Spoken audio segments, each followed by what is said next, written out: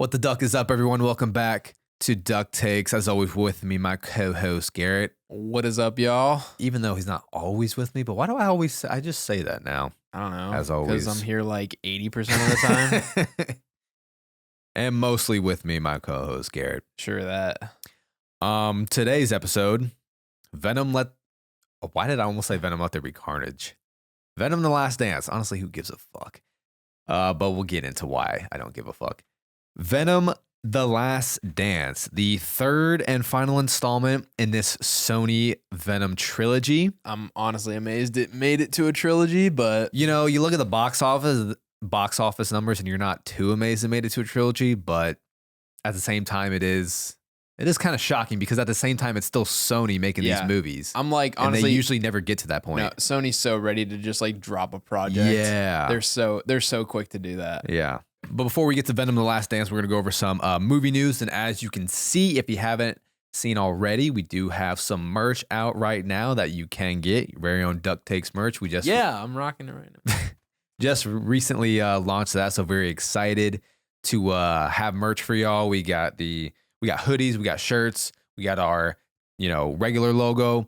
We have the Freddy vs. Jason logo, and we have the Deadpool and Wolverine logo, all available to purchase. And also working on some like alternative designs. Yeah, in the that's future, always going to be trying to work some like alternative cool designs in there for y'all by our boy Drew. And if you haven't already, make sure to check out the bonus episodes that we have on Patreon. And if you do sign up for our Patreon, you do get a discount code for merch. So excited to have merch for y'all. Mm-hmm. And yes, movie news. Since we haven't recorded in a while, there has been a lot of recent movie news. First of all, Scary Movie 6 is happening, and the Wayans brothers, the Wayans family, is returning to make this movie, which is big after what they had brought us for Scary Movie 1 and 2. And then recently, Marlon Wayans was talking about how he should have sued Harvey Weinstein for basically taking Scary Movie 3 from them, took their idea of Scary Movie 3 because they weren't able to negotiate and come to term on, numbers, the right numbers for the Wayans brothers. And they made Scary Movie without them, which, a lot of people do talk about. Although Scary Movie 3 does get pretty good reception amongst fans, you can definitely tell like Scary Movie 1 and 2. It's not the same. Right. It definitely hits different. Yeah. Especially Scary Movie 1, which is it's fantastic. It's a masterpiece. And there's been a lot of debates on like what movies they could make fun of or parody in Scary Movie 6. I mean, there's a lot. There's a lot. Since there hasn't been one in a while, there's a lot. I feel like Art the Clown might. Do you think he'll make an appearance? I think he's been one of the most talked about horror people, especially in recent days. Right. I think now that Terrifier 3 is out, that could definitely be something that could happen. I think you got to go ahead and do some of the cult horror movies like Hereditary, Midsommar. There's definitely a lot to work with there. There's just a lot of new horror movies to work off of now.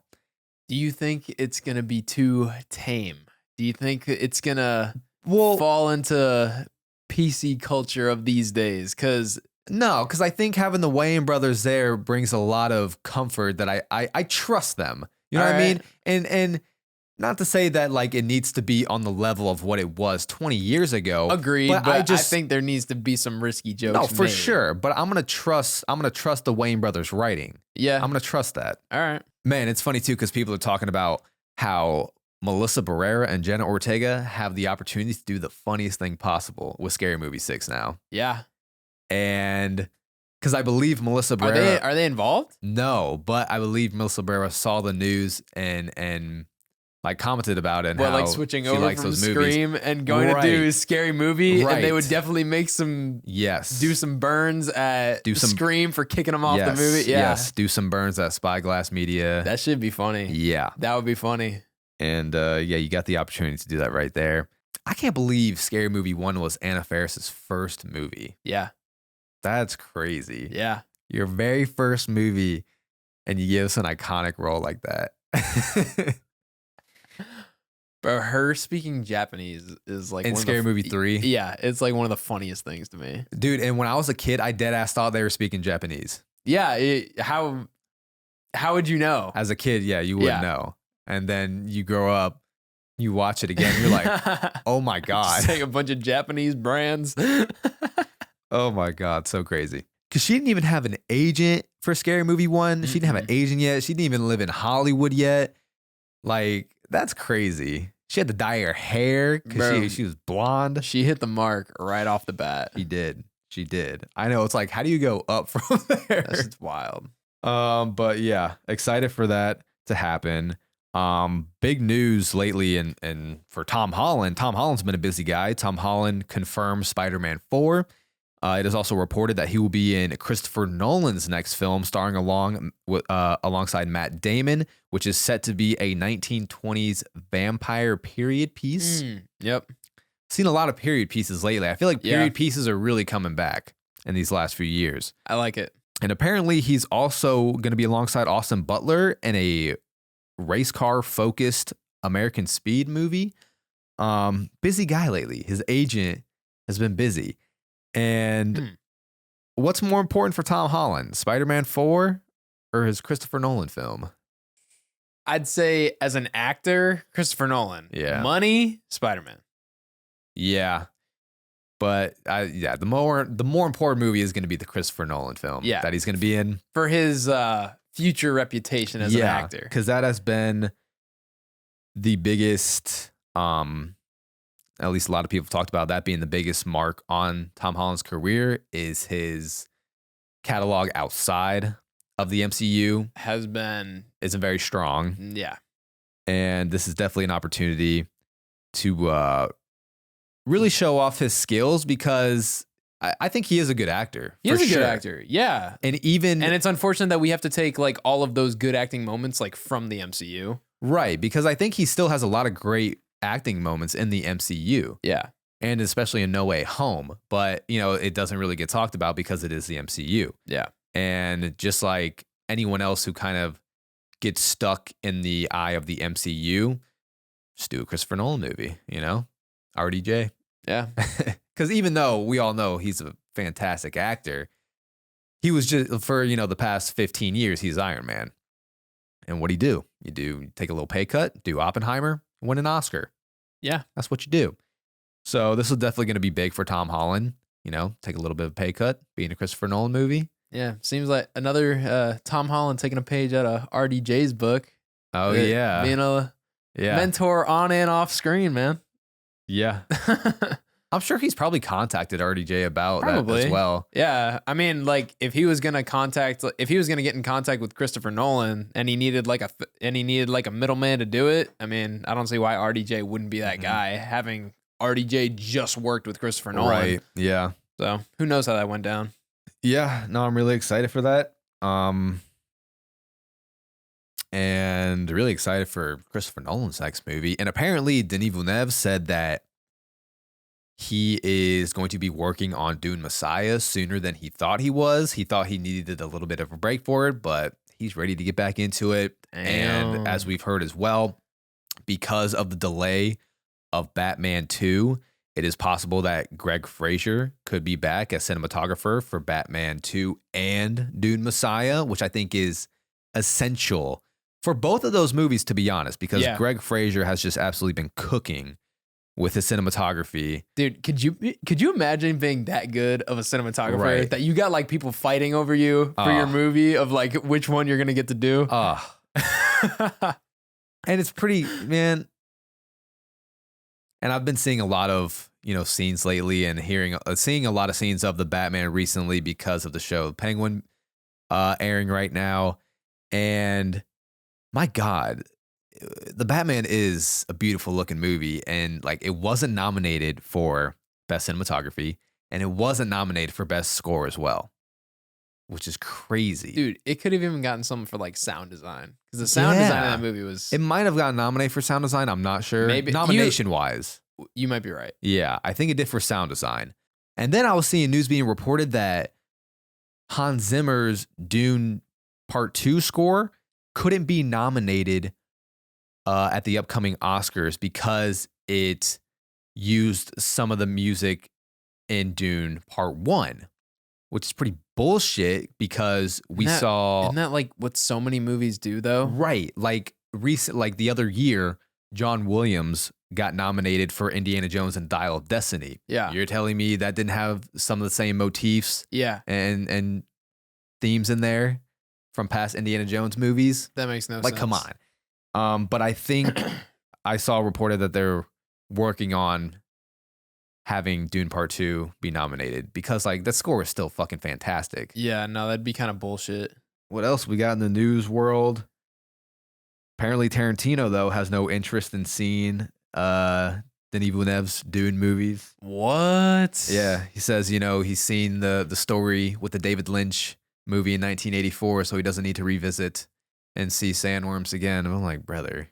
Quentin, bro, I love you, but he can be pretentious as fuck sometimes. Like, come on, bro. Those movies are so damn good. Like, don't for deprive yourself. Here's the thing. I'm surprised that he would come out and say that for someone who advocates like cinema so much. Yeah. You know what I mean? The theater experience. Yeah. Like, and I think that Dune Part 2 does like everything to maximize the theater experience. Oh, absolutely. Like I went and saw that movie 4 times in IMAX. I know, because you're psychotic. Right. But that movie is a fantastic theater experience. Yeah. And for a director who like advocates for theaters so much, Yeah. that is kind of shocking to hear. Yeah. And then he goes and says that Joker 2 was actually a good movie. So Come on, Quentin, bro. that's 2 strikes, Quentin. That's 2. You got one more. What else from movie news? Might be wrapping it up there. Spooky season has concluded as well. Holy shit. I just read on Twitter that Terrifier 3 has grossed over 63 million worldwide, and it cost $2 million to produce. That is absolutely amazing. Wow. Happy to see it do so well. And it is, yes, definitely the highest grossing unrated movie ever released in theaters as well. It's unrated? Yes. I didn't know that. Mm-hmm. It's not even rated R. Mm-mm. It's like, it's No. past that. Yep. It's not rated. That's crazy. Yep. Wow. Yeah. That's impressive. Very impressive. And I think that's going to do big things for future filmmakers as well.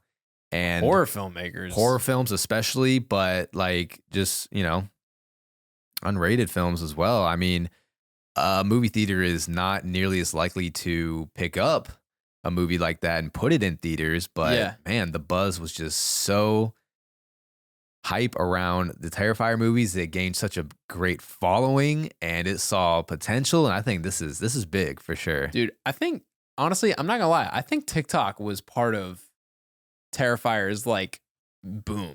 I'm not, I think it is because between not only was it going viral just with like, people talking about how violent it is and stuff like that, but bro, the memes. There's so many Art the Clown memes. Well, it almost became like a challenge to see if you can stomach these movies as well. Yeah, that too. And I think it all just fell into place how it needed to for this movie to succeed like it did. I mean, the headlines, because some of the headlines weren't, good headlines, but it was for this movie with but the fact people throwing up, people passing out. Like that may sound bad, but that's actually a good headline for this kind of movie. I mean, dude, the fact that you're making headlines at all. Right. That's like kind of the whole point. It's so impressive. And I will agree with you. I think all publicity is good publicity. That's right. RPEZ. But I will say I do agree social media. So I think social media has definitely helped a lot for the smaller movies. You know what I mean?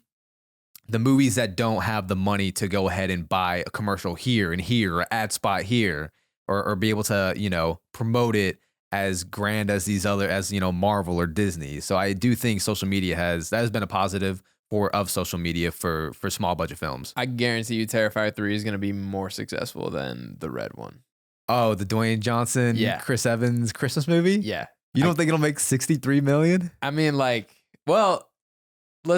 see if it makes its budget back. How about that? That'd be a better point. Yeah. Let's see if it makes its budget back. Because I'm sure The Rock's salary alone cost 10 times as much The Rock, as Chris Evans, J.K. Simmons, Lucy Liu. I guarantee you the cast is already going to cost it 20 times more the budget of Terrifier 3. Yeah. Yeah. The Rock is taking up like 20 million in budget right there. Chris Evans probably like at least 15. Yeah. I mean, geez. That's insane. Terrifier 3 will easily be more profitable Yes. than the red one. Yes. Every time I see that trailer in theaters, I'm like, Makes you mad? yeah. And like, you know, who are we making this for? right. And speaking of Venom: The Last Dance, which let's dive into that. Yeah. I think it says something for the movie you're about to see, what trailers you see before the movie. Did you notice like the trailers before Venom: The Last Dance were just like movies that you're just like, why? They're brain rot movies. Brain rot movies. Oh boy. Kind of.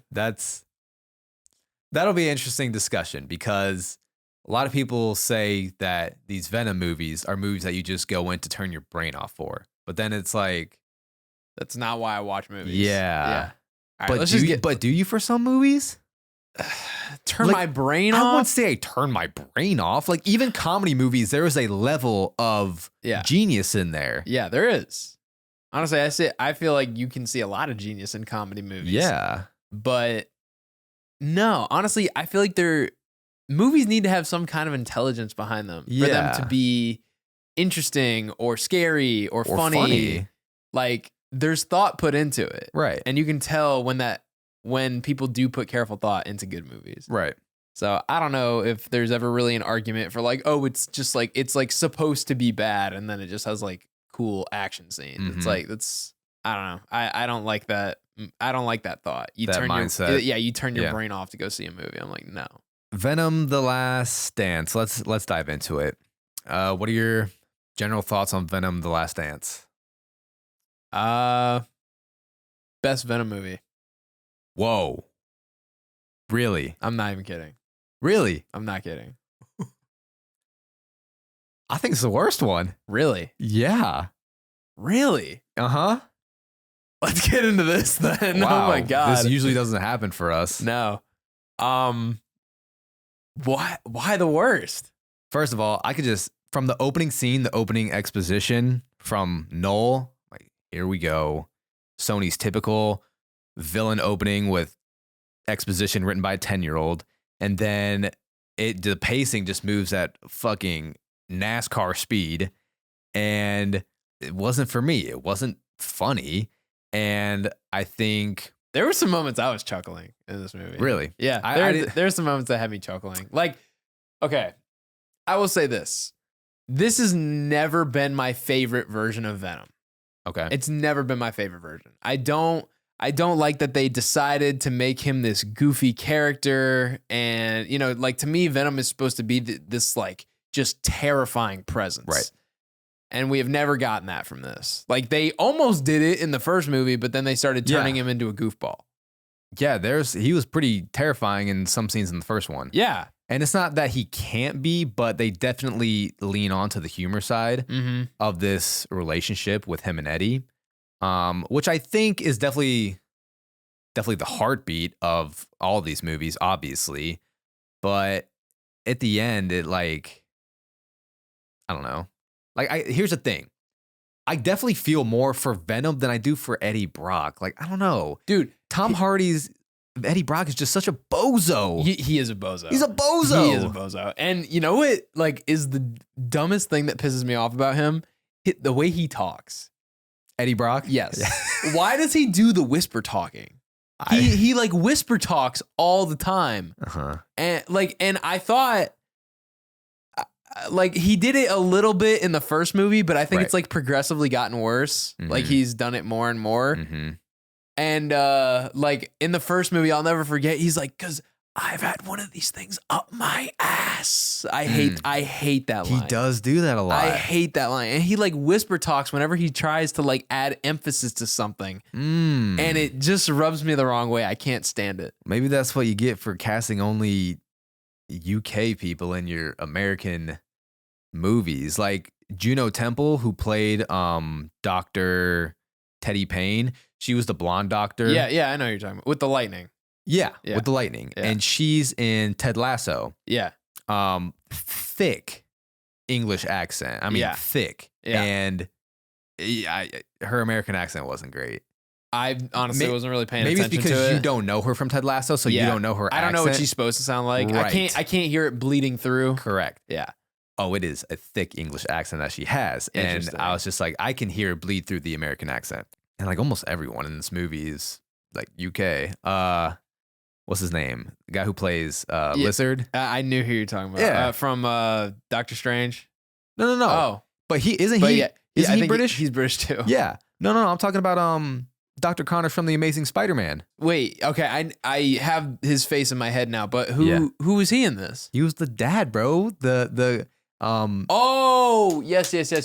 Alien Yeah, he's a Welsh actor. Yeah, there's a bunch of British actors. Yes. What the hell? Yes. A bunch of UK actors. That's what I'm saying. These movies just feel like another notch on the belt. Like I feel like they're lazy attempts. They are. They're all lazy. That's why I don't like them. I don't. It's so disappointing because like Venom is one of the coolest characters ever to me, and the character design for Venom, like the CGI is the only good part about these movies. I don't even think CGI was that great for all the other symbiotes. However, Venom's has always been good. Venom's has always been good, and yeah, like I will say, towards the end of the movie, when they started having a bunch of Venoms, I was like, oh my God, it's like, you know, when we had the whole Deadpool, all of the Deadpools in Deadpool and Wolverine, but they were making fun of that in that one. So like that one I kind of got, but you know, it was like a fucking team up where you get everybody together, and it was like, and yeah, I'm not a fan of that, but I know what kind of movies these are.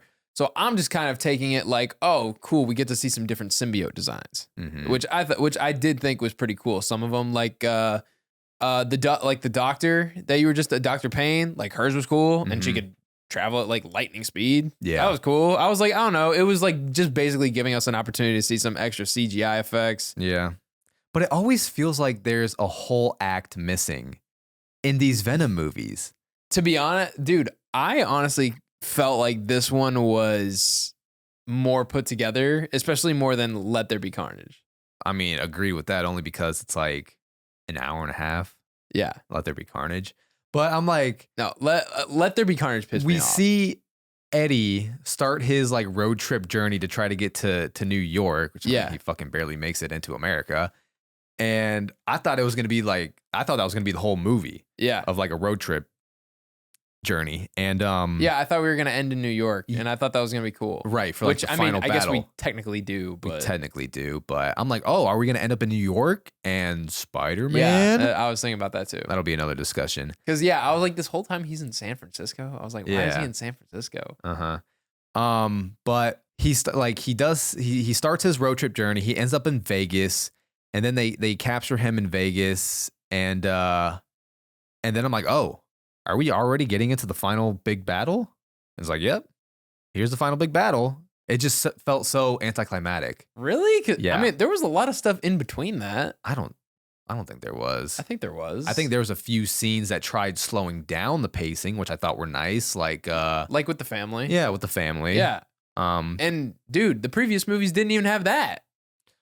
So This is what I'm saying when I think that this movie is like more well put together, because we did have some scenes that slowed down the pacing. We had some real like actual human connections. Yeah. Like the whole love relationship in the first movie felt so forced to me, and it was like I felt no actual chemistry between these two characters. It was just like, here's the love interest, you're supposed to love her, accept that. Which Anne isn't even in this movie. Nope. So I was kind of shocked. I wasn't. Didn't really feel like she had like a huge part in the second one. Yes, she did. I mean, kind of. She did have a huge part in the second one. I'm talking about like, she played a part, but it was just like, I don't know. I feel like she didn't really add to the movie. No one fucking adds to these movies. Like, so honestly, other than our main characters, who adds to this movies? I think probably because he's, you know, one of the better actors is that the dad. What's his name? It even tells you how to pronounce it on Letterboxd. And you still can't say it? Nope. Pronunciation. Rhys Ifans. I think he added the most out of all like the side characters. Yeah, I like that family. Movie. Yeah. Also, the mom is the mom from the Ted series. Yes. Who's Naomi in Waiting?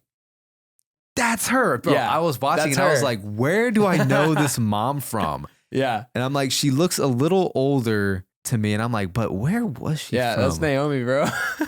Yeah, the whole time I was trying to figure out where I knew her from. I was like, she looks so familiar. I recognize her immediately, but that was probably because I've seen Ted. If I was to go off of waiting, I would not have recognized her. But I don't know. I honestly was kind of just looking at this movie as like, it did give us some cool opportunities for CGI. Like I thought it was cool how like Venom was hopping from like animal to animal. I thought that was cool. I thought that was cool. I'll agree with that. Like getting to see the CGI horse and stuff like that. Venom horse, Venom fish. Yeah, Venom fish, Venom frog. Venom frog, yep. So yeah, like I kind of, maybe it was like having my expectations lowered on like the acting side is like why I enjoyed this movie more. And I just had to tell myself to like not take Venom so seriously, because if I think about that, I'm just gonna get pissed. Cause like if it was me personally, like I would redo this whole thing and just like totally revamp Venom's character and make him a much more intimidating presence. Like my perfect Venom in my head is Spider-Man 2 PS5. Dude, that is like the perfect representation of Venom. And tell me why, because I didn't play it. In stature and character design, he looked so menacing and so good. Obviously, he had the spider like we're used to seeing. Like, bro, him not having a spider pisses me off so much. And the voice, oh my God. In the PS5 game? Yes. Like that, bro, the first reveal of him turning into Venom, he's like, do not call us a thing. And then it like slowly goes from Harry Osborn's voice into Venom's voice. He's like, we are Venom. It's sick. I will say I am a fan of the voice though in these movies of Venom. Not when he's being goofy, but like when Venom actually, when they try. Yeah. When he actually tries to get a little more serious. Yeah, it looks good. The voice, it sounds good. I mean, yeah, the voice sounds good. It's funny you say that you don't like the route that they took with this Venom and making him more comedic, because I feel like that's been something that a lot of fans have liked because they have felt they've been able to like connect more with Venom. But you can sympathize with a character without making him a goofball. Right. That's my problem. Yeah. They're both goofballs. They're both just goofballs. Two goofballs. I mean, that's kind other. of the route they were going. He was like, I'm a loser like you. Like that was kind of established from the very first movie. Yeah, you're right, actually. So it's just weird because I don't think anyone would ever think of Venom as like a loser. Yeah, I would never think of Venom as a loser, or even this version of Eddie Brock that they've painted for us. He was like a respected journalist. Yeah. Like, I mean, I get that, you know, his career went down south in the first movie and it's kind of been down south ever since. Right. But yeah, my God, it's like, that's not a loser. Like somebody who was like who had their own TV show and shit. Yeah, it's funny because he is painted as you said, some great journalists in the first movie, but you never get that sense. No, it's never portrayed that well. No, yeah. Also, like they've used the journalism thing like multiple times in this series, and I'm like, he doesn't seem like a smart guy. No, he doesn't. And he had Venom figuring shit out for him in the second movie. I was like, does he do anything on his own? I see absolutely no brains coming out of Eddie Brock. I just don't like it, man. And it's something that these Sony movies just do with all of them is like the writing just doesn't sound like how people talk. It doesn't sound logical. It doesn't. And the exposition is just so watered down and like spoon fed for you. Yes. It's like listening. It's like they treat you like a 5-year-old. Yeah. To make sure you understand the plot. It's like, I am Noel and I will come after you and kill everyone you love. Like, we fucking get it. The amount of times they repeated the fact that Noel is going to destroy everything and come to Earth, like whether it be from Noel himself or from Toxin. Do you know who Toxin is? Oh yeah, the white. Yeah. Okay, so that was Toxin, right? Who? The guy they brought back to life who was being held. Yeah. Yes, that's Toxin. Okay, I knew it. Yeah. Okay, cool. Yeah. You know, funny enough, only comic book I've ever read was about Toxin. That's funny. Yeah. Yeah, I knew he looks familiar then. Honestly, well, the character design, was a little different. That's not his right? traditional character design. He's more like white. Black and red. So like traditionally he looks kind of like that. Okay, gotcha. He's almost like a mix of like Venom and Carnage. Yeah. A little bit. And he's like powerful as hell too. Mm-hmm. Yeah, isn't he supposed to be stronger than Venom and Carnage? Mm-hmm. Which they both saw Toxin as a threat. Which Toxin was the first one to die in this one. Yeah, and I saw that and I was like, why? For one, even though his design was different in this, I still thought he looked cool. Yes. I thought he looked menacing as hell. And I thought he was going to play like a big part in this battle coming up. And nope, he just is the first one to get sacrificed to the freaking thing. I was like, okay. And we're sure that was Toxin. I mean, that's Officer Patrick Mulligan. Yeah. Patrick Mulligan is the guy who has Toxin. Yeah, he was the first one to get capped. Made no sense. I will say, I did love the creatures in this. The creatures were threatening. Mm-hmm. I thought those things were cool. And also like the fact that they didn't need to eat people. They weren't eating people, dude. Yeah. They were just shredding them. Yeah. That's crazy. Maybe I keep doing hand gestures like that. But. Well, and they didn't even really need to hunt humans. Obviously, they were going to attack if you attacked them. Yeah. But even when they were around humans, they were just looking for the what's it called? Codex. The Codex, yes. Yeah, but back to like Sony just having just like lazy writing, lazy exposition. It's like just spoon fed to you. It's almost like here's what I say. Sometimes comic book movies will try to rip a page from the comics and put it on screen. But sometimes that's not always the best thing to do because the way comics are written is it's explained in a way that is very exposition-like, right? There's not many words in the comics, so it's got to be very precise and trying. It's because you can't make inferences. Correct. Like when people try to translate something from a book to a movie, yeah, a lot of there is a lot of exposition in books because they have to. That's the only way you're getting that information across is through words. You don't have pictures. You don't have a person you can look at. Right. Versus like if like they're giving you their inner thought monologue for most of these characters that you're seeing in a book, but you don't need that. Right. In a movie, you need somebody who can display those emotions on their face and with their demeanor and not explain it outright. Yeah. But with a comic book, you're able to draw those expressions and demeanors. You're able to draw them out, but leaving, a few words for like dialogue. Mm-hmm. A lot of the comics like tend to focus on the art.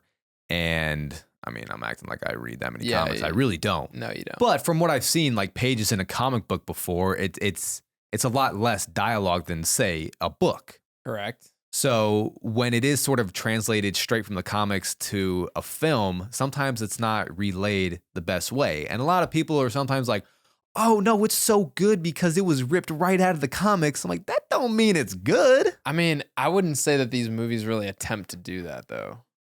But I did see some people saying that some scenes were ripped out of the comics. But again, I'm trying to say, like, that doesn't mean it makes it good. I agree with what you're saying, but I don't know if that's the case for this movie, is all I'm saying. Because with this one, I honestly don't think anybody who read a single fucking comic book. However, you could say that's not a true statement because I saw King Lion talking about, because he stitched a video of the escape pod, Andrew and Alex, and Alex was talking about how a lot of the characters, a lot of the symbiotes, you would need comic book knowledge to know who is who. And then King Lion was stitching it saying, well, yeah, if you read this comic or this comic, then you would know that. And I'm just like, well, how many people you think going into Venom The Last Dance have actually read those comics? Not a lot. Not a lot. The symbiote family is very diverse. So your average like Marvel person is not going to know all that stuff. I think the Doctor turned into Scream. I could be mistaken. Scream is another okay. Another symbiote. Is another symbiote, generally known for her long hair. Yeah. But I don't think that was Scream. The Scream, we do see Scream in the Spider-Man 2 game. That one's ripped right out of the comics. Like you know that Scream. Okay. But like I was saying, like I can't really testify if anybody here has read a comic book that made this movie, but one thing that makes me think that they didn't is what they did with Venom Let There Be Carnage. Because, dude, Carnage and Cletus Cassidy are supposed to be the most well-bonded symbiote and human. Like that's supposed to be like one of the strongest bonds. Because for one, it attached to Cletus's blood at like a cellular level. Like they're that strongly bonded, and their fucking chaotic natures just mesh so well together. Right. And the whole thing, and the final battle in Let There Be Carnage led down to, look at them, they're not compatible. It's like, yes, they fucking are. What are you talking about? That pissed me off. I was like, can we, like, it's like, okay, our version of Carnage isn't compatible. I'm like, why are you doing that? Like, why are you doing that? We only get one chance to see these characters in live action. Why can't we just stick to how they're generally known? That, like, it's just shit like that, bro. And then, yeah, I could go on a rant about Let There Be Carnage, bro. Because, Let There Be Carnage, what else? The freaking, Cletus's last, like, words to Eddie. He's like, I just wanted you to be my friend or whatever. I was like, where the fuck did that come from? Where did that come from?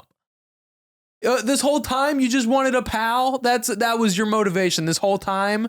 That's why you were murdering all these people? Got it.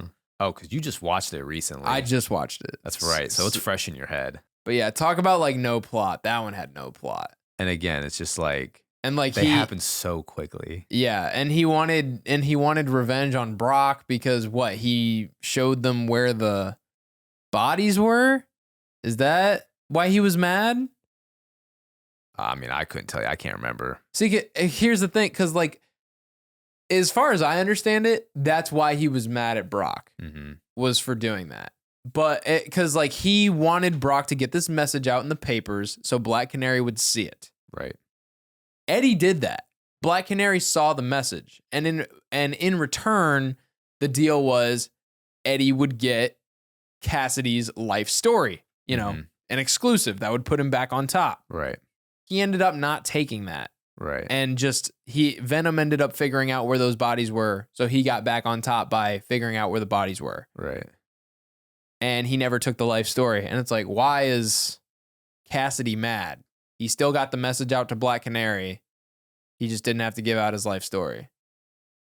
I got to rewatch it. Because I'd like to. I'm like trying to figure out motivations. And yeah. I think that's honestly, that's probably one of the biggest flaws in these movies is motivation. The motivations are pretty trash or just non-existent. Like even with this last one, it's exhausted with the, I need to be free to destroy your world. I'm going to destroy your whole world, kill everyone. Like fucking give me a break. Yeah. You know? I mean, I did think like the voice was pretty cool with Null. I think sure. The designs of these characters are like probably the coolest part of these movies. Yeah. And it's everything around it that sucks. Like, bro, Carnage was fucking sick.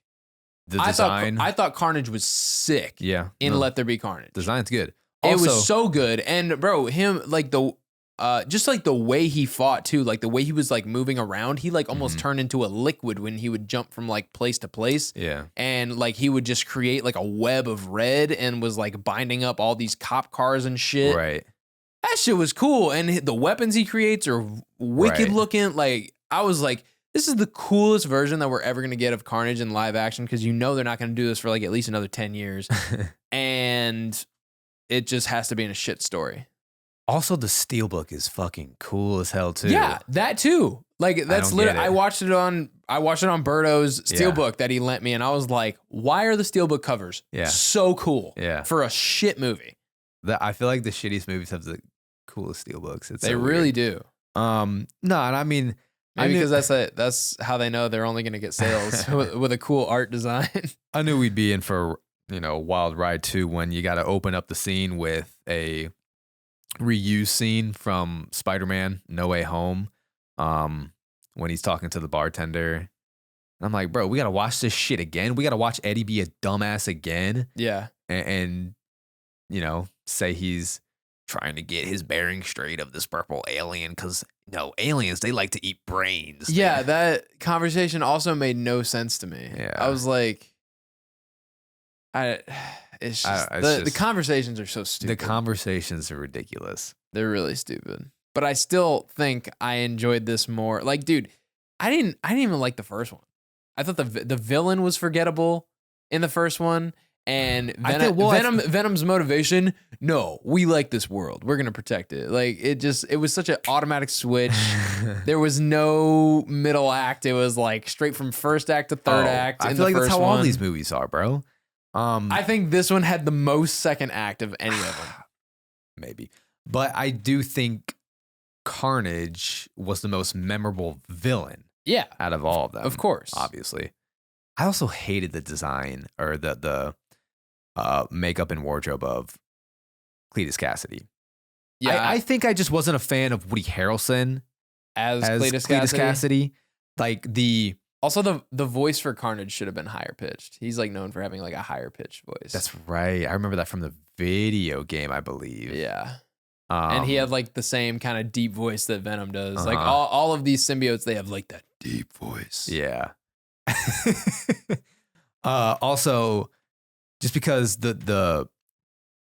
it's clearly like I thought the wig wasn't that great on Cletus Cassidy for Woody Harrelson. No, I just didn't like the design. And I thought a lot of people liked Woody Harrelson as Cletus Cassidy. I just wasn't the biggest fan of him as Cletus Cassidy. I mean, the writing being abysmal doesn't help. That's very true. But like even Jackie Earle Haley would have been good. Who's Rorschach? Yeah. I literally did not even know that name, but I remember people talking about a fan casting him as Cletus Cassidy. Yeah. Yeah. That would have been good. That would have been a good one. I just think they missed the mark on the casting for that. I don't know, man. It's been a while since I've seen Venom and Venom Let There Be Carnage, but from what I remember, I would go Venom, Venom Let There Be Carnage, and then Venom Last Dance. All in order. Really? Yeah. Maybe it just took me this long to come around to this kind of movie, I guess. But where it's like now you're used to it, and the first one just kind of pissed you off. I'm going against the current on Venom 1 and 2. Okay. And this third one, I was like, fuck it, fine. Be your shitty movie self, and I'll sit here and watch. So how would you rank the Venom movies? I mean, honestly, I'd go 3-1-2. 3-1-2. Ooh, Let There Be Carnage last. 1 and 3 might be like switchable. I'd have to go back and watch the first one. Because you're right, there are moments where like Venom is actually intimidating and stuff. Right. And like them meeting each other for the first time was cool. Yeah. And I think the first time that we do hear the "We Are Venom," I was like, oh shit, it's pretty badass. Yeah. Like the first one definitely tries to be a little more serious. Most balance between the comedy and the darkness to it. Yeah. For sure. Yeah, like 3 and 1 could maybe get interchangeable, but they all blend together, to be honest. They really do. Will we ever see Spider-Man in a Venom movie? No, because it's the last one. Also, yeah, since we're at to the point now of, you know what? We did a good job of not really spoiling, but doing a review. Did we? We didn't really spoil much. Not How do really. we do that? Here's what I'm going to spoil now. How the fuck did Eddie Brock survive that shit? Oh, let's be real. Under a fucking door? Under a door. Yeah, no. That huge ass explosion. Yeah. The acid, sure. But the explosion, you're fucking nuts. The explosion on top of being mixed in with the acid, give me a break. Yeah, you're crazy. Eddie Brock would have been cooked. He'd have been toast. That explosion was huge. Yeah. Dude, freaking Dr. Payne and her friend that she saved, they were so far from the explosion, and she had to go save her from the blast, and Eddie was right there. Ridiculous, man. That's ridiculous. I don't know. I think it was a very abrupt conclusion to like the whole Venom trilogy. It just felt like a very abrupt conclusion. Yeah. And again, was it the wrong decision? Did they miss the opportunity to have Spider-Man in one of these Venom movies? Which Spider-Man? I think that's a question that everyone begs to ask. Tom Holland is the one that they saw on screen, though. Yeah. And that's the closest we ever got. I don't know. I mean, I guess the question is, can you have a Venom movie without Spider-Man? And clearly we've seen 3 now without Spider-Man, but I mean, I don't think you can. why? Well, for one, it's like a huge part of Venom's origin. If you're going to do a Venom origin story, like it starts off with Spider-Man. Mm-hmm. And the hatred of Spider-Man is one of like Venom and Eddie Brock's biggest Compatibility. Yeah, that's like a big part of why they get together. They both hate Peter Parker. Yeah. And then for these Venom movies, because they're both losers. Yeah. Like, what the fuck? And also, bro, just like the spider symbol. The spider symbol, bro. You can tell they try to make up for it with like the white lining. The white vein things. Yes. I know. Yeah. But it's not the same. No. Dude, I'm telling you, Spider-Man 2 Venom is sick. It's so good. Maybe I should play that game just for Venom then. You need a PS5. I need a PS5, which I don't have. I'll just borrow your PS5. No. Maybe I can borrow Berto's. He lent his to Arnaldo to play Spider-Man 2 literally for that exact reason. So let's take a look at the Sonyverse movies. We have Venom, Venom Let There Be Carnage, Venom The Last Dance, Madam Web, Kraven the Hunter coming out. Kraven the Hunter coming out, Morbius. Mhm. Are we missing one? No. Right? No. No. Kraven the Hunter and then Null. There's a Null movie, right? I think there's a Null movie. I think there's going to be one. That's what they hinted at. Yeah. How would you rank those Sonyverse movies? Woo! It's like ranking. I'm ranking a hot pile of shit. Madam Web, Morbius. You'd have Madam Web last? Are you fucking kidding me? Yes. Yeah, I probably. With the bad ADR? Oh, yeah, that's true. Yeah. Yeah. That movie was like incomplete. Yeah. That's another thing. All these movies feel just very rushed. Yeah. Like I feel like they get made and released all within like a year or less. Shit, actually, Morbius might be above Let There Be Carnage, if I'm being honest. Hey, I think Morbius is not at the bottom, which is my hot take. No, Matt, I'd say Madam Web, Let There Be Carnage, Morbius, and then I told you I go back and forth between 1 and 3, but I guess as it for now I'll say 3 and 1 at the top. I'll say Venom 1 at the top. Okay. So Madam Web, Let There Be Carnage, Morbius, Venom, The Last Dance, and then Venom. 1. It's not an easy ranking. Nope. Which one sucks the most? That's what you're trying to figure out. Yeah, it's pretty hard to rank these Sonyverse movies, and I just don't get how much more they can keep going before they just totally stop. Like these Venom movies made money. They make money. They make money, which is all Sony cares about. They don't care if it's a good movie or not. Which is the reason why they keep making these Venom movies is because they were making money.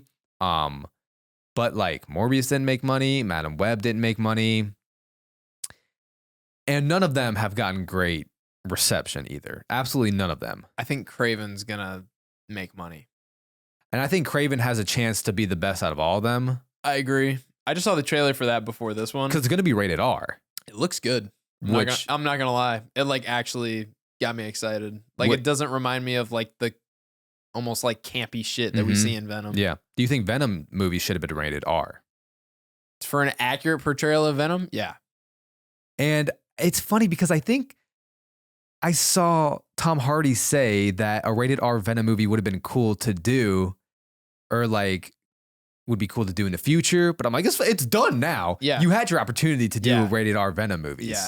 You fucked up. And we've clearly seen that the rated R comic book movies make money. Yeah. You know, the rating isn't the issue here for the Venom movies. I'm not gonna lie. Every time I see Venom like decapitate somebody, I'm like, that looks so clean. Like the head clean. Pops off like a Lego piece. Mm-hmm.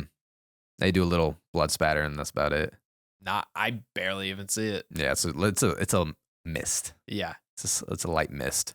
But yeah, I think Kraven the Hunter definitely has a chance to be the best out of the Sonyverse movies. It's not a high bar to hit, but it definitely has the best chance. And it seems like the action will be good in it.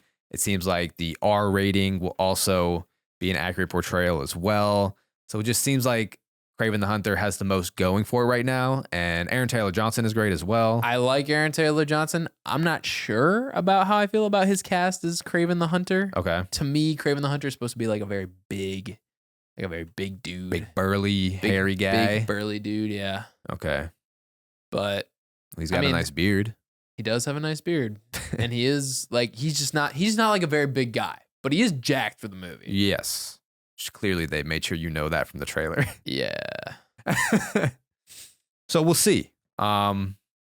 Should be decent at the least. Yeah, I'm slightly optimistic, but Mhm. you know, don't want to get those hopes too high with Right. anything Right. Sony, unless Yeah. it's Into the Spider-Verse. Yeah. Their animation kills it, man. Don't understand it. Their animation's fantastic. Don't get it. Don't get how they can't translate good I storytelling. don't get it. Makes no sense. I mean, it's the same thing with DC. You know what I'm saying? Like Yeah. their animated movies are fantastic, but Yeah. it's hard for them to translate it to the big screen. wild. It's wild. But however, the Penguin has been doing a great job. All right. Well, that's gonna do it for this review of Venom: The Last Dance. Star rating on Letterboxd? Sure, it's higher than mine. I'll tell you that. 2 2 stars. I gave it 1 star and with the possibility to go to 1.5, but like I'd go like maybe 2.5, but 2.5 is pushing it. that's pushing it. That's pushing You're it. pushing it. Let's go 2. Oh man. I'll give it a 2. Just not my type of movies, man. I just think they're kind of lazy. I think at the end of the day, it just feels lazy to me. They are. If you made it this far, thank you for listening to this episode. As always, be sure and check out merch that is now available. If you want bonus episodes, go ahead and check out our Patreon where you can sign up for a bunch of bonus content. Latest one put out where we rank the haunted houses at Halloween Horror Nights, which was a lot of fun. And again, you will get a discount code if you do sign up for our Patreon for merchandise.